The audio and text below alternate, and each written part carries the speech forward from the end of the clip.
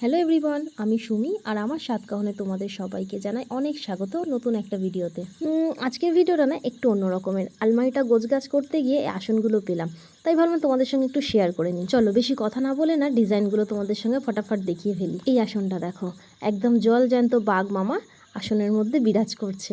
একটু রোগা হয়ে গেছে এই আর কি। জানো তো, এটা সেই সময়কার কথা যখন মানুষের কাছে স্মার্টফোন বলতে কিছুই ছিল না। তখন মানুষ সারাদিনে যাবতীয় কাজকর্ম সারার পরে অবসর সময় বসে আসন, টেবিল ক্লথ, রুমাল এই সমস্ত জিনিসের ওপর সুতো দিয়ে ডিজাইন করত।